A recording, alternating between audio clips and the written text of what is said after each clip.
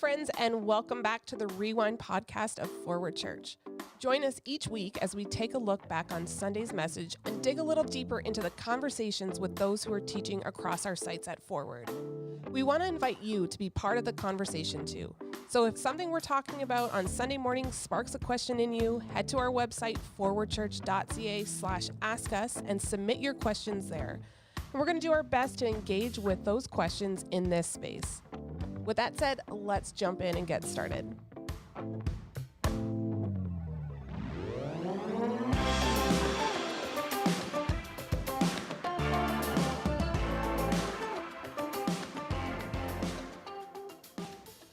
Hey, Forward Rewind podcast. I am so glad to see you guys, especially while the sun is out. It has been raining for the last 6 days, and I was starting to feel it a little bit. But as I drove here, I was just singing my favorite jams. Blair, it's October. What do you expect? I don't. Do you guys not get winter blues? What I get is how it's getting darker earlier. Yeah, that gets to me, and in the morning too. Yeah, I feel a little bit more tired, a little bit more easy. Yeah. I love the rain, jacket weather. It's amazing. Sweater weather. October's the best. It's all great. October, November, December. It's it's all leading up to Christmas, and then I'm done. Yeah. Then I'm like, all right, winter can be over now. Yeah. Where's the vitamin D? This is a great stretch, but by January 3rd, I'm like, I'm done. See, we both Steve and I, we both get winter blues, but it's funny because ours hit at different times. So mine, January, February, and I'm like, Steve's is November, which is sad because his birthday's in November and mine is too. So my daughter got married a year ago, just almost 1 year to the day. That's a year now. Yeah, wow. It's a year. So when she got married, or a year before she got married, she booked the venue. It was an outdoor venue. Ooh. And I remember her sitting down at home and going, "Hey, Dad, I want to book this venue. And the only date they have available is the end of October. What do you think?" And I was like, it could go either way. Or it could be the worst day ever at that time of the year. Yeah. And that was totally the wrong thing to say to a bride who was trying to plan her wedding and had her heart set. Yeah. I just set her stress levels through the roof. Yeah. Way to go, Dad. Yep. Oh, wow. That was not a good night. That was not a W for Dad that night. I had a conversation with someone once where he said, "Hey, what do you think of weddings on Thanksgiving?" And I'm like, "Oh, man, that's not a very romantic day. Turkey, stuffing." It's like, I just booked my wedding venue on Thanksgiving Day. I'm like, oh no, it's great. It's wonderful, man. Oh, it's the fall trees. I had to backpedal real fast. Good thing you didn't say it to the bride, Daryl. No, just to the groom, and I felt so bad. So lesson learned. Lesson learned. Well, either way, it has upped my spirits seeing the sun, and also talking to you guys about it. Thanks for letting me vent. I had a really great idea. I thought it was going to be the three pastors today. You brought in something special for us. I had such a good opener, and then Derek's like, "I'm not going to the podcast." And I was like, well, that ruins it. And I thought, you know what, I'm going to do it anyway, because forget Derek. Okay, so have you guys ever seen this? I will say this has the potential to not work at all, or it could be awesome. You're really selling it, Blair. But either way, it will be humorous, even if it crashes and burns. So I have on these 3 cards, because I thought there was 3 of you, the best dad jokes that I could find. Guess where I found them from? My Facebook page? Steve. Oh. And have you ever seen those try not to laughs? Yeah. So I'm going to give you each one. You haven't seen it. And we have to keep quiet, and you have to read your dad joke, and the first person to laugh loses. This is a competition, so I feel strongly that you're going to get it. You're going to be like, I will win this. All right, you're on. Let's do this. All righty, let's start with Kirk, because I feel like Daryl might cave first. Wait. So there's 3. So Blair, are you going to read yours too? I'll read mine first. Yeah. I'll read mine first. So we have to read it and then see who doesn't laugh. Yeah, and you can't laugh yourself either. I can't laugh when I read my own. Nope. No. Okay. So that's why it's risky. See, you have dead air, potential for dead air. All right. Dead air is never good on a podcast. I know, that's like a radio no. All right. Remember radio when we were old? Okay. So here's my first dad joke. Although it says wife. Okay. Pretend I'm a guy. We're already off to a already great fail. start. Here we go. Pretend I'm a dad. I'm a dude, okay? Ugh. This has started, okay? We're starting in 3. You can't laugh after I get to 0. all right. 3, 2, Serious. 1. I haven't spoken to my wife in 7 years. I don't want to interrupt her. Go ahead, Kirk. Now you have to read the next one. I can tell you're holding it in.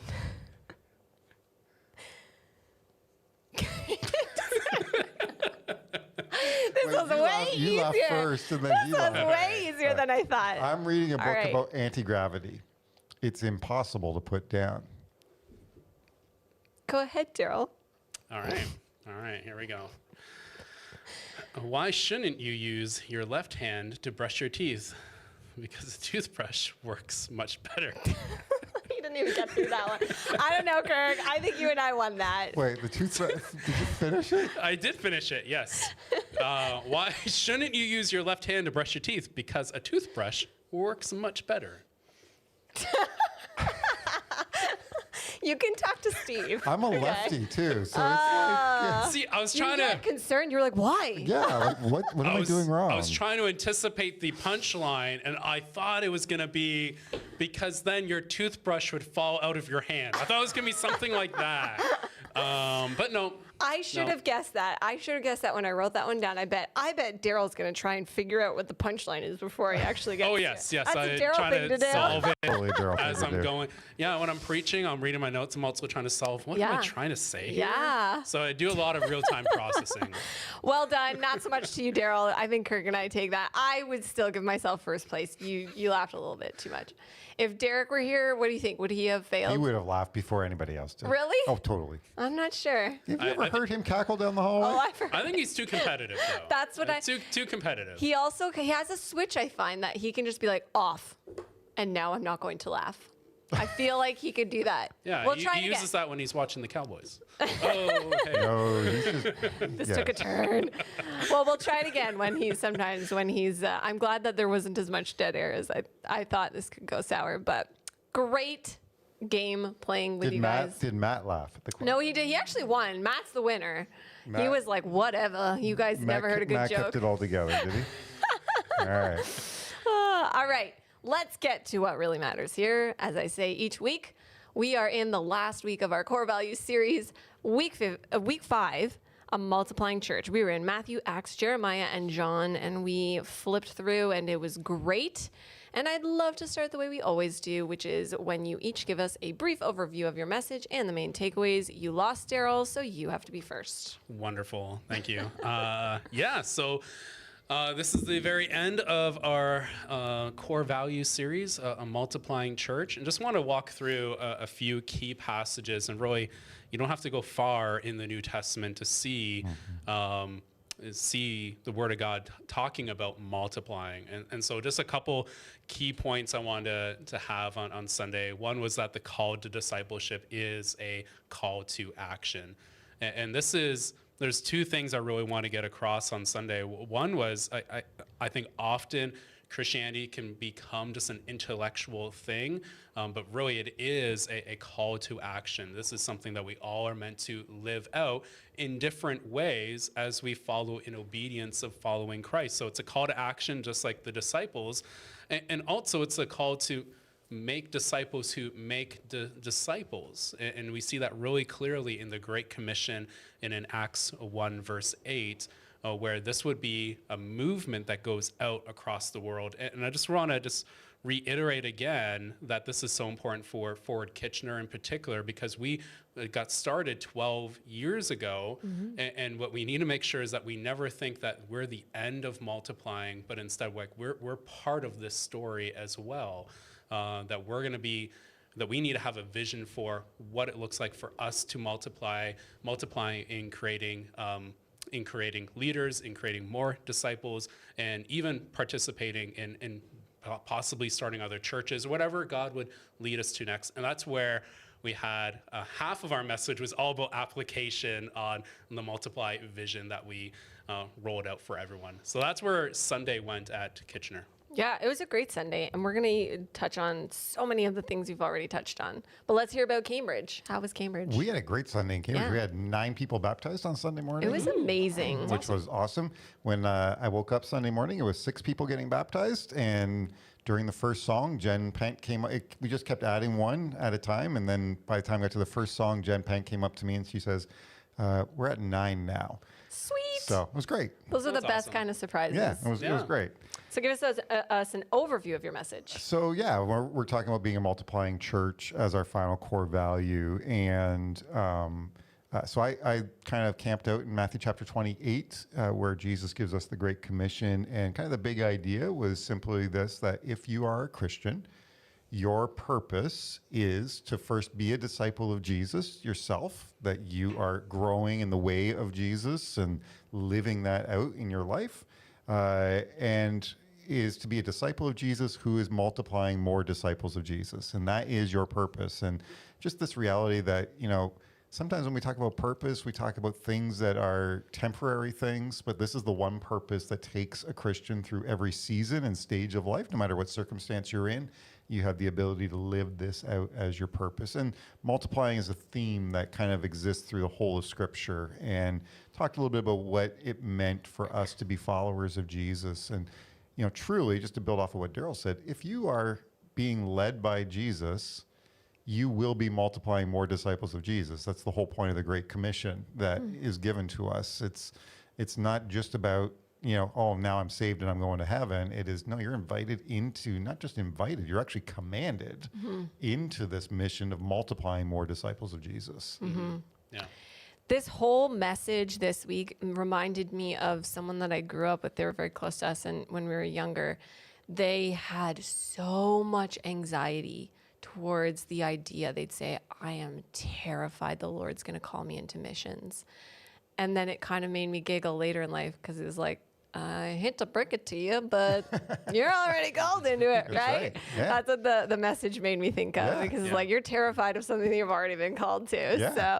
So, but it was a really great message. I'd love to hear if there was anything that stood out to you most during your prep or study this week, or maybe there was something that you didn't get to spend as much time on this week.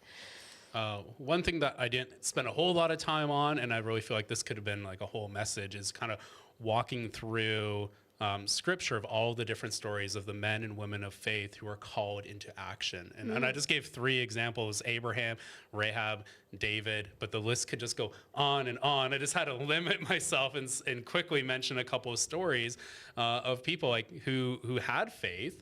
Abraham, his faith in God was counted to him as righteousness, and yet he's one who is called to action. Leave your homeland of Ur and go to the promised land, following God to a totally different area. And so there's so many stories like that, which really should inspire us and help us in the challenging, like thinking of your friend there who's like, oh, I hope that God doesn't call me into missions. Or the other one I've often heard is, oh, if you like video games, watch out, because God's going to take it away and send you to Africa, where, and it's like no video games where there's in no video Africa. games. It's like this, like for some reason, it's like this, like weird, like vindictive view of God. He's going to take away your joy and replace it with like serving, and that's true. That's totally Makes me wonder what their parents are like.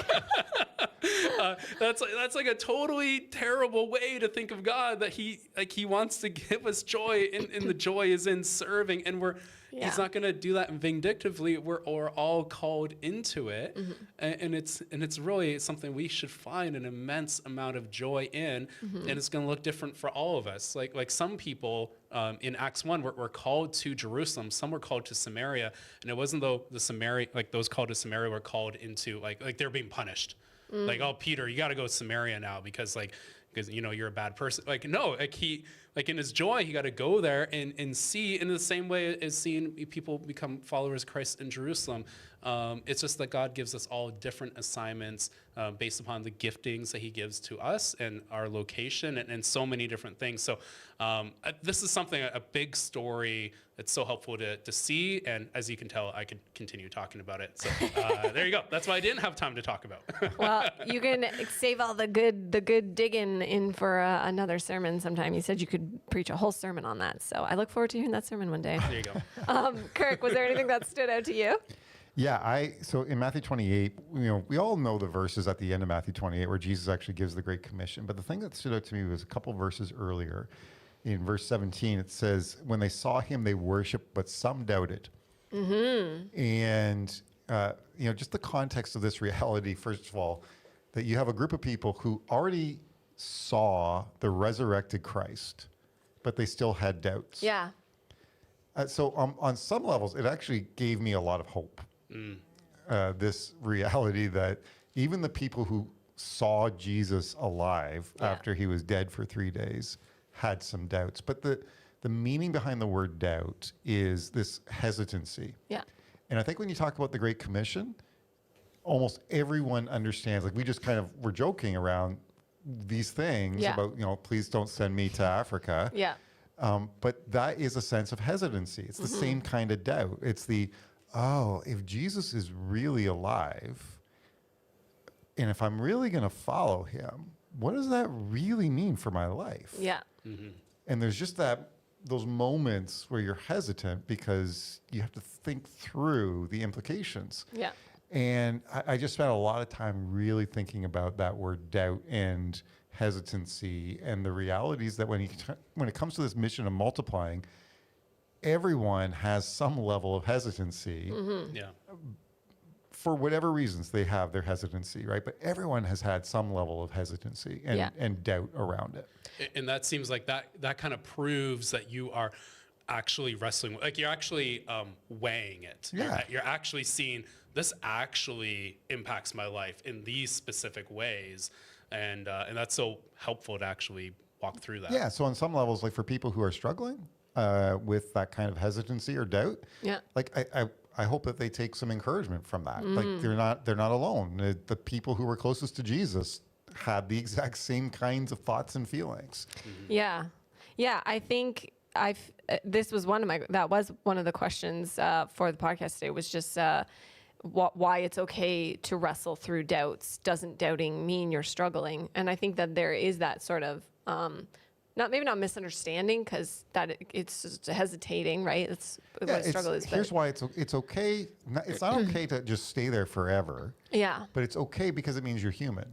Yeah. Right. It's you acknowledging the reality of anytime that you are giving up lordship of your life to somebody else, and most notably Jesus, there will be an automatic wrestling. There will be an automatic level of doubts and hesitancy around entering into that, because you're entering into the land of the unknown. Even when Jesus tells you these are the things you got, like even for Jesus' disciples, he had told them ahead of time all the things that were going to happen, and they still had doubts. Yeah.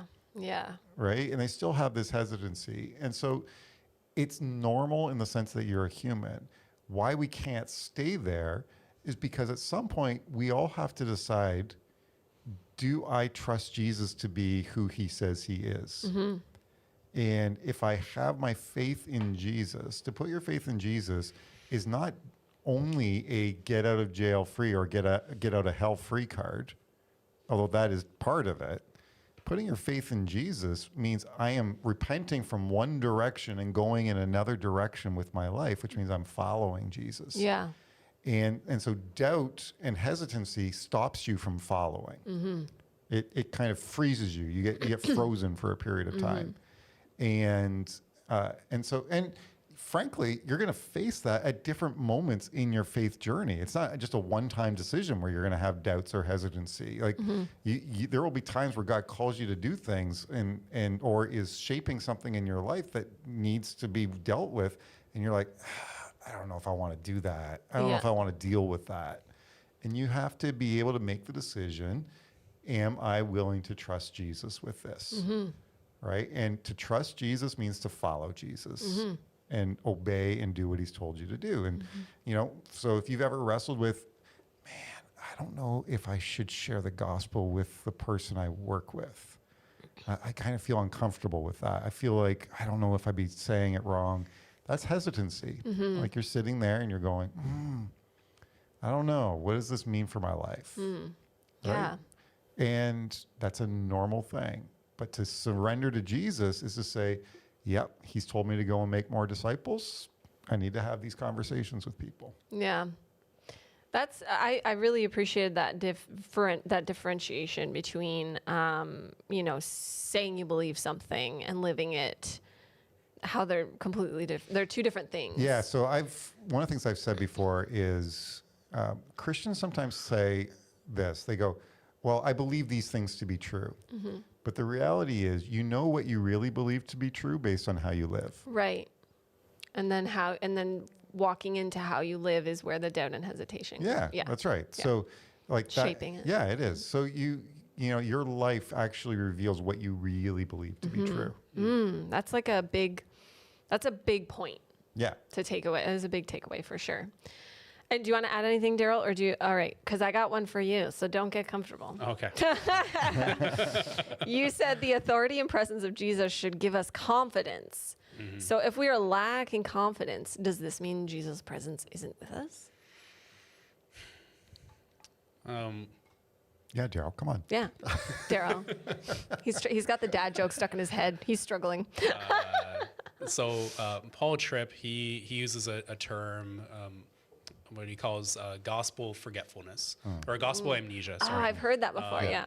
Gospel amnesia, where like you know something is true, and yet practically in your life you end up operating in a way where it's not evident, or you're operating in a way where it's not clearly that this is something that you actually believe. And so the way in which we combat against gospel amnesia is to remind ourselves, to have this practice of rooting ourselves in the truth of Scripture, reminding ourselves of what is real. We have to always reframing, because we live in a broken world. We always have to reframe it of, here is actual reality of who Jesus is and what it means for our life versus the lies that we hear in the world around us. And so this is where it's easy for all of us to lack confidence, because it's easy for all of us to fall back into this gospel amnesia, forgetting the true character of who God is, lacking a true understanding of what the gospel really means in our lives, knowing that it's why Jesus reminds them, saying, all authority in heaven has been given to me, and I'm with you always. This is why it's so good to remind ourselves of this passage, so we can walk in this confidence in the truth of what Christ has already said. And I mean, this is like literally why we have Sundays where we preach, where we look into God's word. We're going to go into a new series very soon, just walking through the attributes of God. And the question is, why are we going to do that? Because we forget things about God constantly. Yeah. We forget about his holiness, his faithfulness, his omniscience, all these things. So we remind ourselves by going back to the word, and we remind ourselves by singing songs on Sunday, having in-depth conversations in discipleship groups, having our daily devotionals. All of these things are reminders of things that like we already know, right? Like if you've been a follower of Christ for a long time, like often these things aren't revealing a new truth, but it's reminding yourself of something that you maybe have already heard along the way. Yeah. And that's where that gives us, again, that confidence. And so I wouldn't say if someone lacks confidence that it's because of a lack of faith.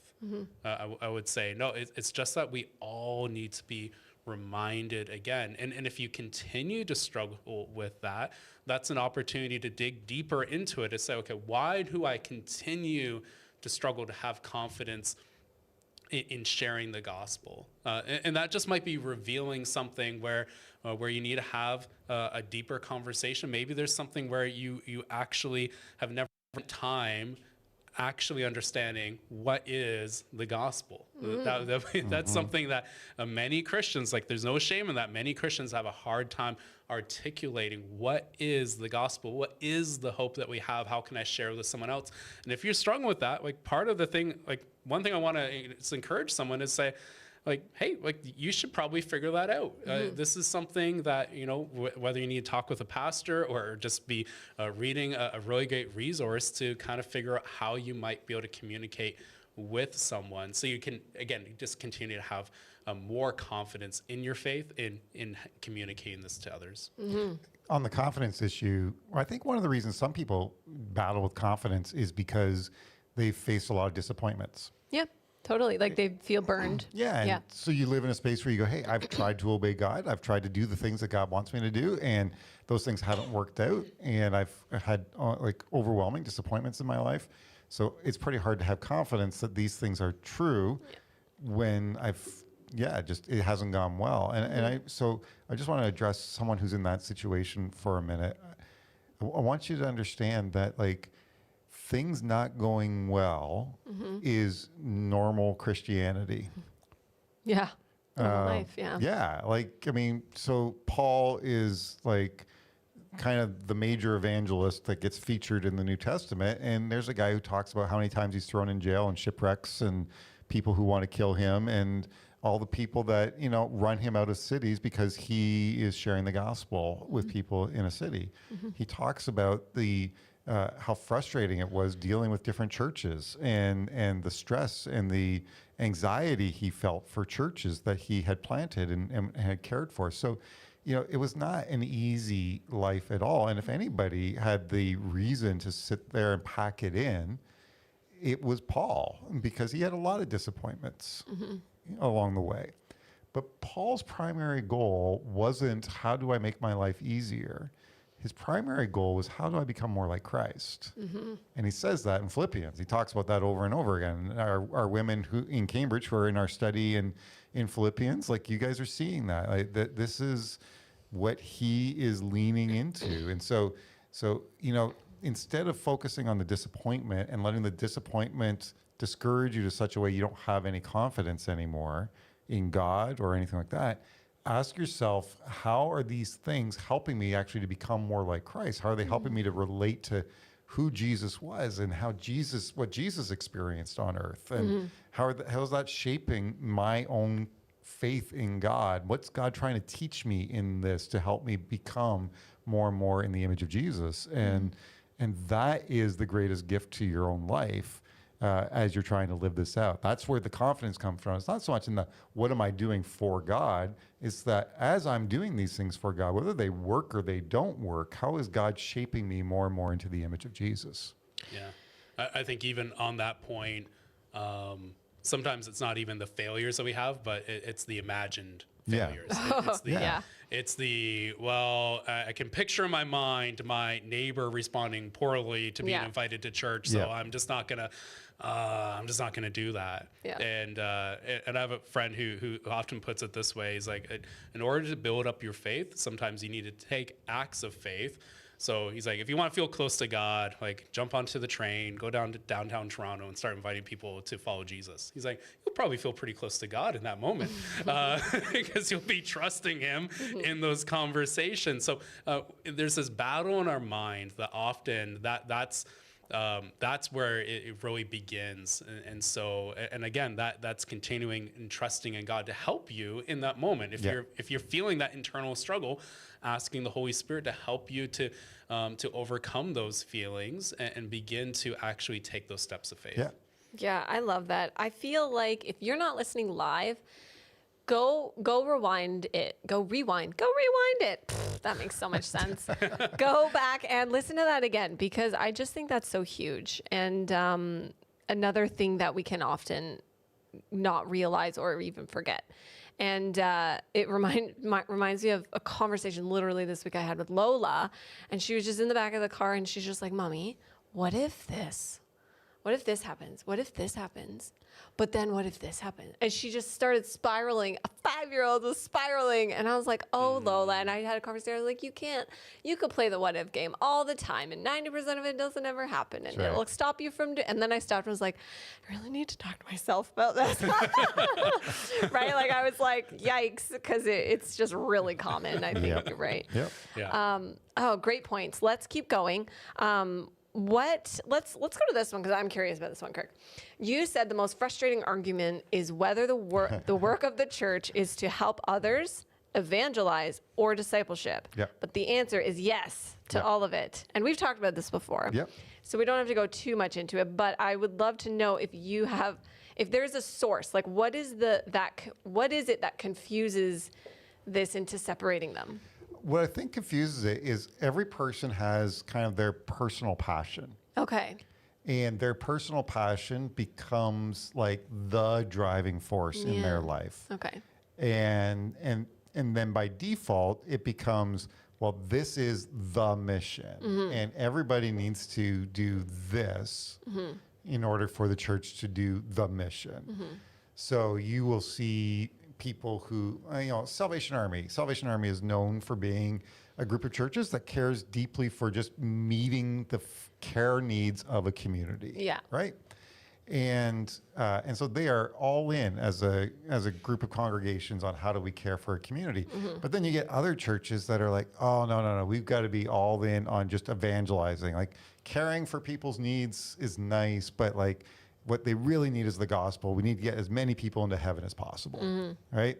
So then you end up creating things like seeker-sensitive movement, because it's all about how do we get as many people in the door as possible to be able to get the gospel to them, to get them to become Christians, so that we get as many people as possible into heaven. Yeah.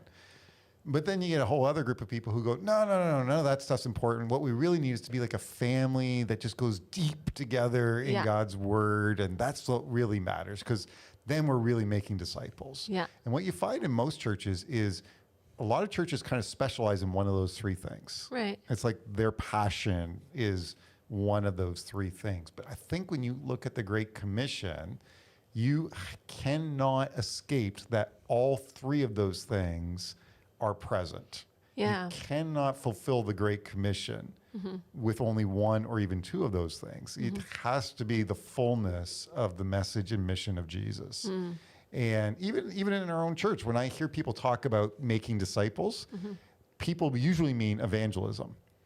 Oh, when they hear that, they think of it? Yeah. Okay. And I've had enough conversations with people who go, yeah, making disciples, that means we need to just, our whole focus needs to be getting as many people in the door to get saved, to go to heaven. It's like, no, that's step one. But that's not the wholeness of making disciples. And that's why, one of the things I said in the message on Sunday is that discipleship is a whole life exercise. It's you do want people to experience God's love for them. You do want them to hear the gospel and respond to the gospel. But that's not the end of it, because Jesus says, teach them to obey everything that I've commanded you. That's also part of the mission. And so here for us at Forward, like, that's why we want to be great at all three. Now, we're not, and there's lots of ways and places we can keep growing in it, but in terms of like, what are we aiming for as a church? We want to be great at all three. It's why our mission statement says, love God, love others, serve the world. Absolutely. Is there anything you want to add on to that, Daryl, or shall I carry on to the next part that connects nicely to this topic?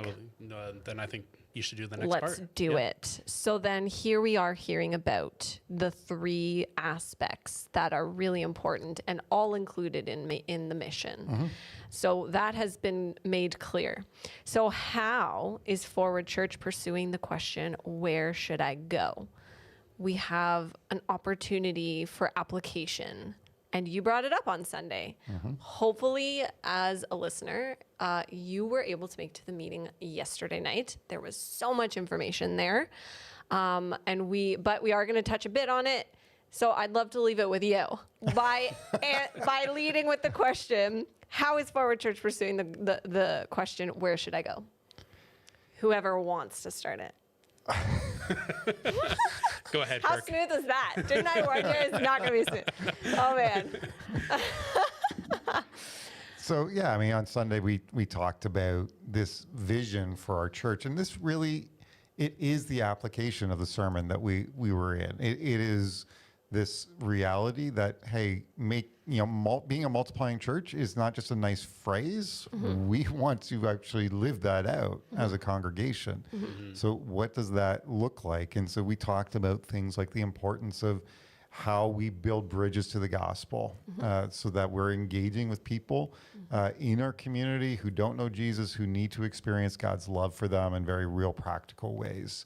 We can dive into any of these if you want to. But we talked about the importance of equipping kingdom leaders for future impact, that we need more leaders for the mission, because part of multiplying is going to require more ministry to happen. So you got to have more leaders to be able to carry out the mission that Jesus has given to us. And then we talked about the importance of church planting, that one of the most effective tools that you can have, both in terms of evangelism and discipleship, is to have more churches. And so for us as a church to be invested in church planting. Now, all three of these things should not be new to us as a church. Right.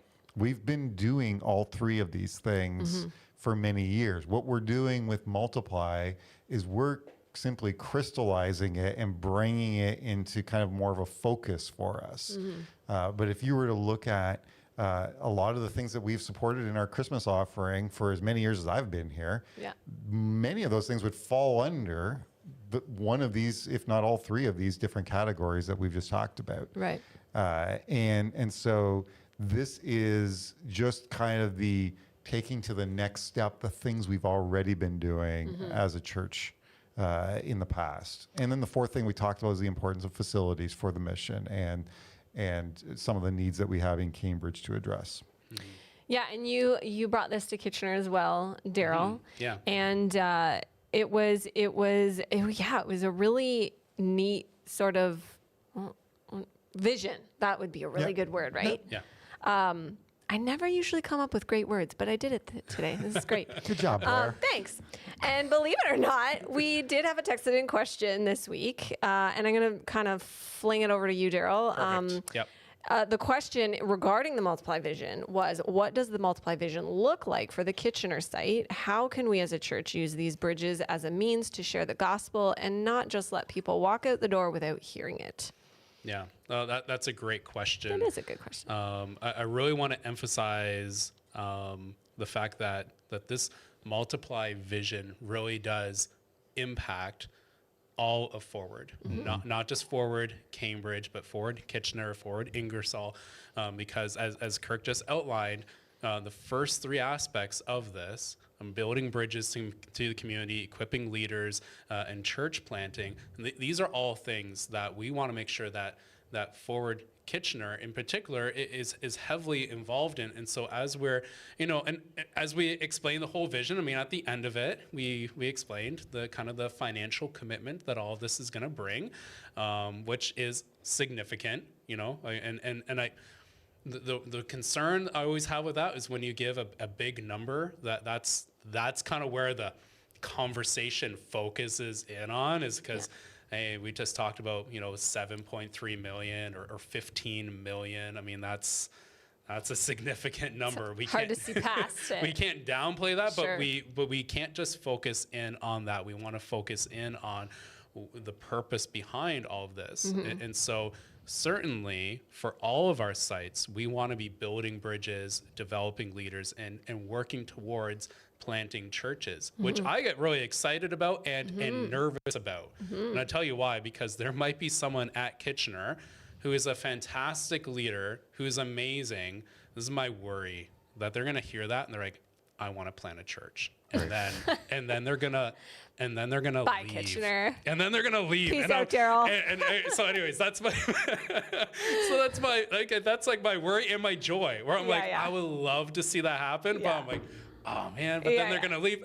But I mean, that's the pain and the joy of multiplying, right? Is you see leaders go, and it's amazing, and it's a sorrowful joy. I know I'm obviously not at this stage yet, but I can only imagine like when your kids go off to college, when they get married, you're sad to see them go, but they have to, right, Kirk?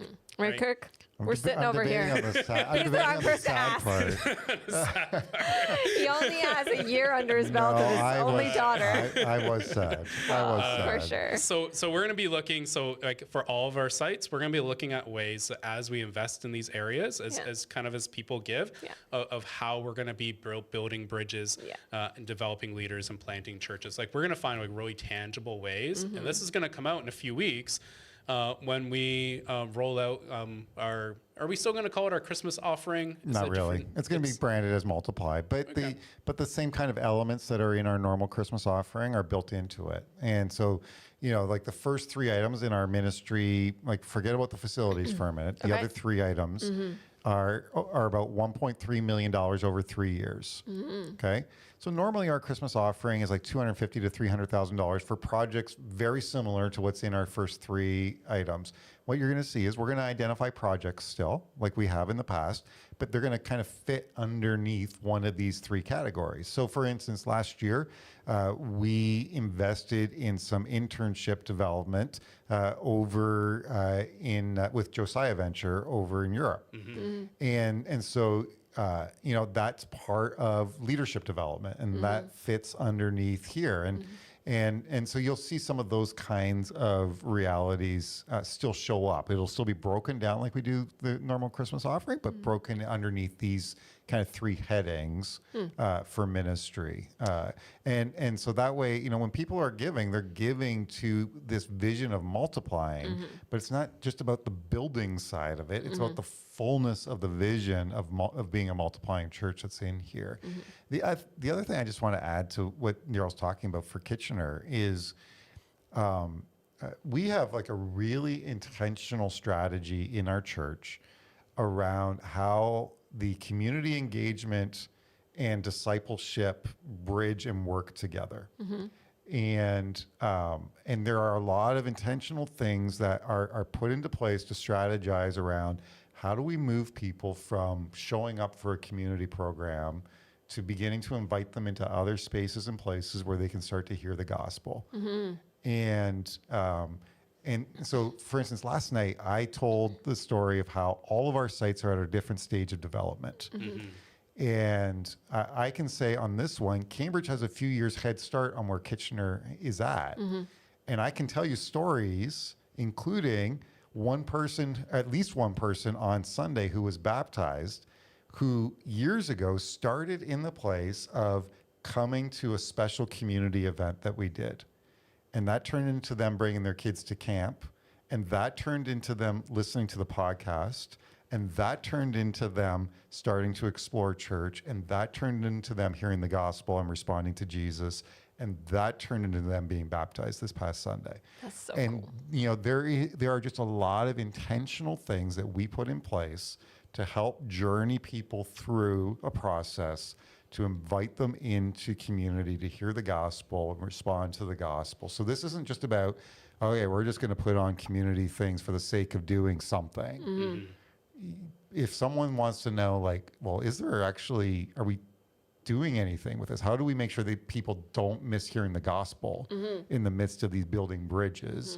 I just want you to know, like, we have very intentional steps that we take to help bridge people along and invite them further into exploring faith. I feel like a way that they could know more about that would be to serve. Yeah. Text serve to our text number 226-212-7117. I made up for my poor movement in tours. All right. Do you want to say anything else? And I just wanted to touch on one more thing Yeah. there. I mentioned this on Sunday, and I want to keep saying it again, that particularly because I was presenting this at Kitchener, and point number 4 was a building project that is for Cambridge. And the thing that I really want to emphasize through all this is we kind of showed all the pictures of water damage and mold and moats getting carved out in our property whenever it rains. Like there's significant things at Cambridge and at Kitchener. Sometimes that's easy to not see, and certainly it's even easy if you attend Cambridge on a regular basis to not always notice those things because you kind of become accustomed to it. This part of working on the facility here is part of the health of the church. That we need to make sure we have a space here. And so this is a way in which we're investing in the overall health of the church. And that's one thing that from the Kitchener site, I really want us to grab hold of that vision of this is a partnership. This is something that's so incredibly important that we want to see the overall health. And part of it is we have an aging facility at Cambridge. And so this is something that we really need to care for, whether it's, as we shared as Kirk shared on Monday, whether it is just simply fixing the things that need to be fixed, which is very much needed, or going above and beyond that and actually addressing some other issues beyond that, of creating a more welcoming space and having, rooms for counseling and for community groups to come in. So that's all part of that vision. And so it's amazing that we can all partner together through all of this. And this really should excite us in this idea of multiplying, of seeing others, really with that ministry mindset of all of this being done so others can know and follow Christ. Yeah, absolutely. I love that. So curious then, would you call, whether it's the multiply vision or if you want to pull it out, the specific parts of the multiply vision, is this a hope, a dream, or a goal? Or are you going to say yes at me again? Yeah, it is yes. On all levels, right? Yeah. First of all, it is a hope that we would be a multiplying church because we want to be faithful to Jesus. Jesus has told us to go and make more disciples. And so we need to do intentional things, and we hope to be able to do those things. And the Multiply campaign is one way to resource our ability to do those things. Ministry takes money, and that's kind of the bottom line. Yeah. But it's a dream in the sense of, you don't know what God's going to do. You can sit here. We have all kinds of dreams of things that we want God to do for our church and in our church and through our church. And so it is a dream. I would love to see a day where we are seeing so many people come to faith and so many people baptized at all of our sites, and we just have to keep starting new churches. Right? I would love to see that. Yeah. So it is a dream, right? So it is yes to all those things. And sometimes dreams and visions, sometimes it takes time for these things to happen, and we can get discouraged along the way, but we need to kind of submit ourselves to God's timing. And just thinking of this, of how multi-ethnic our church has become over the recent years.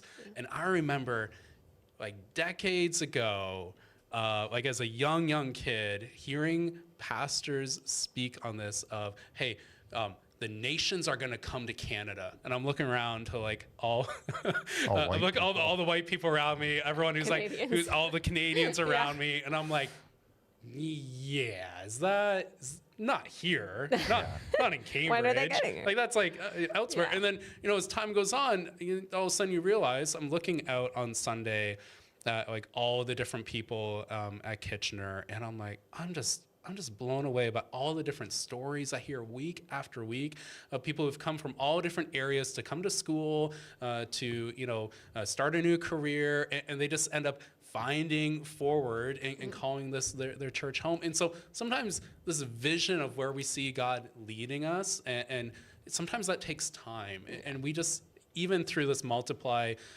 campaign, we need to understand, hey, we're always submitting to the Holy Spirit's leading.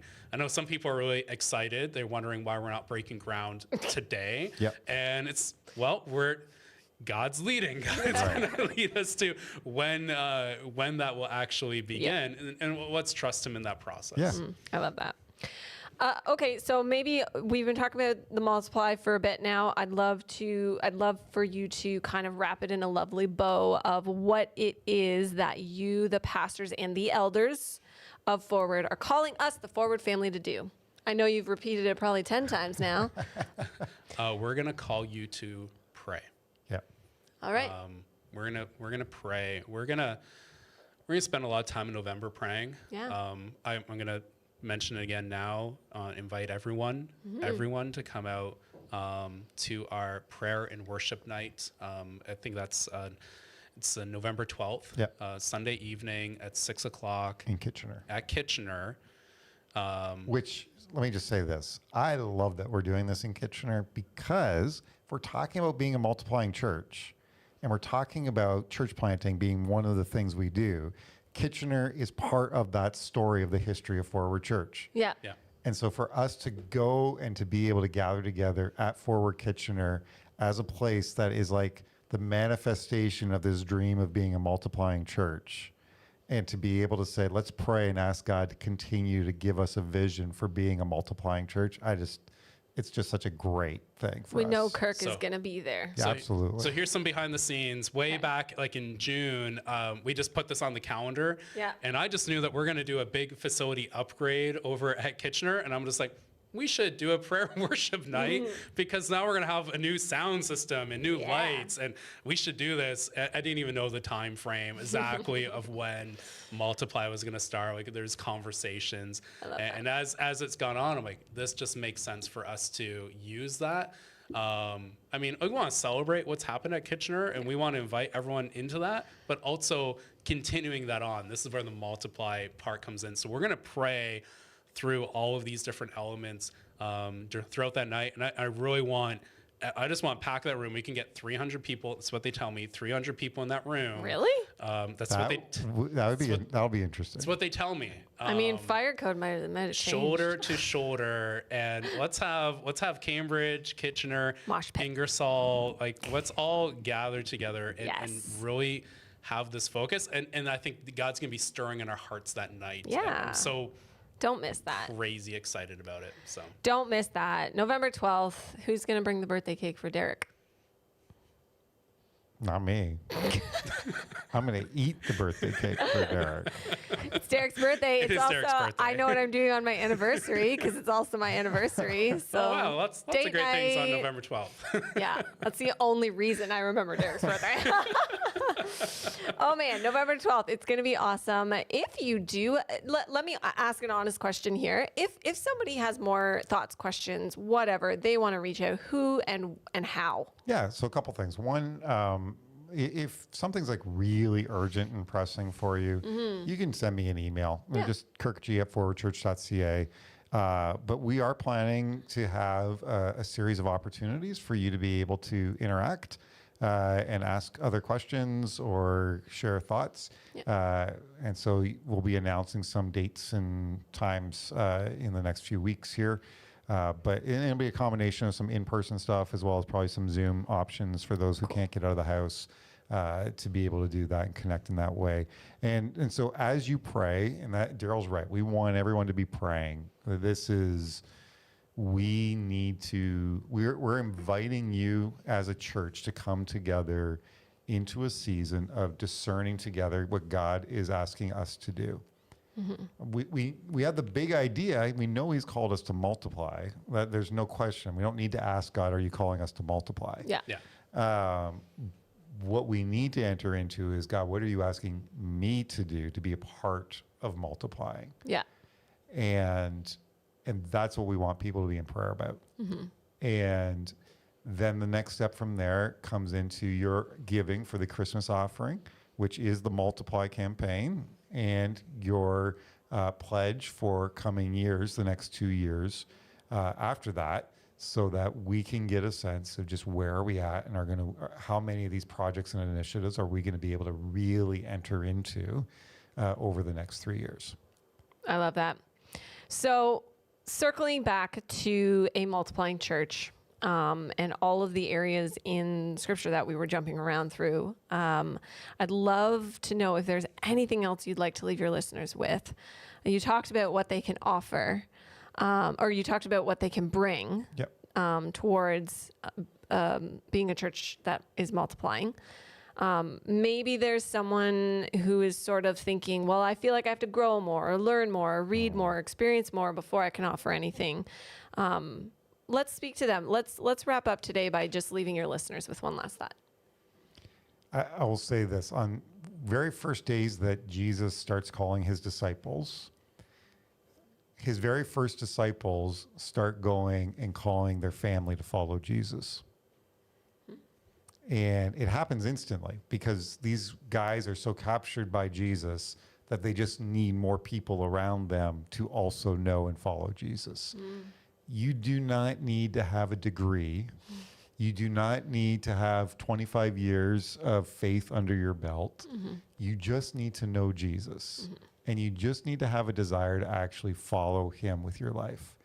And when you follow Jesus, and I hope you hear that this multiplying isn't the main thing. Following Jesus is the main thing. multiplying is the overflow. It's the result. It's the fruit of what happens when you follow Jesus. And so, I hope what you hear from us over and over and over again is that all of us need to be intentional in growing in our own relationship with Jesus and how that plays out in our everyday life, how we are actually following him. If you follow Jesus, you will be multiplying more disciples of Jesus. I love that. I love that. Anything you want to add or leave your listeners with, Daryl? Yeah, I was going to say something very similar. When we read passages like this, we're reminded again that what God calls us to is to obedience, not to perfect understanding. Right. Yeah. There's a difference there, because perfect understanding might mean, hey, I want to study more. I need to really wrestle through with this. But when Jesus called his disciples, they're just fishing, and they just decided to obey and just listen to the voice of Jesus. And I'm sure they had a lot of questions about who are you? Where are we going? I'm going to leave all my security behind. But their first step was obedience. And as we obey, God is going to continue to reveal to us. And that's why I said on Sunday, our discipleship journey is part of the process.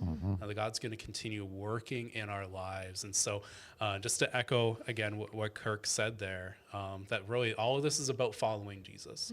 And as we follow him, we're gonna multiply. That's just part of it. And we're trusting God in that process. So I really hope that all of this is an encouragement to everyone who's listening. No matter where you're at in your life, no matter what challenges you're facing right now, I really hope that this vision of multiplying is an encouragement, even if you're facing health challenges, facing financial challenges, even if you're self-proclaimed not a people person. I hope that through all of this is an encouragement that Jesus really is making a difference in the world, and we can be a part of that journey. And so that should be an encouragement to all of our souls. I love that. And so you heard from your pastors and, well, I mean, the elders too, right? What you're being called to going forward. It's, well, you're being asked to pray, but you're not the only ones praying. I know I used to work here, and I know the staff always prays for the congregation daily. So you are also being prayed for. I hope you know that. Maybe we could even, hey, like on Sundays, we have prayer walls, don't we? Yep. Like you have one, Cambridge has one. I know we have one at Kitchener has one. Yep. Bring your prayer requests, like be specific, bring them, and we can pray for them as well. We have a new prayer wall coming this Sunday. Exciting. Yeah, that's a sign. Everyone wants to notice that on Sunday. I'm excited. Who wants to be the first one to use it? No, that was awesome. Thanks so much for listening, everyone. I want to get you excited about our next series starting next week. God is, right? That is. God is. And Derek said it to me really quickly the other day. He's like, God is. And you were like, Goddess. We're doing. What are we talking about? Goddess. He's like, God is. Hear me clearly. And the first message. Got to really enunciate this one. God is holy is our first week. That's so right. Get pumped. We will see you guys next week. Thanks for listening.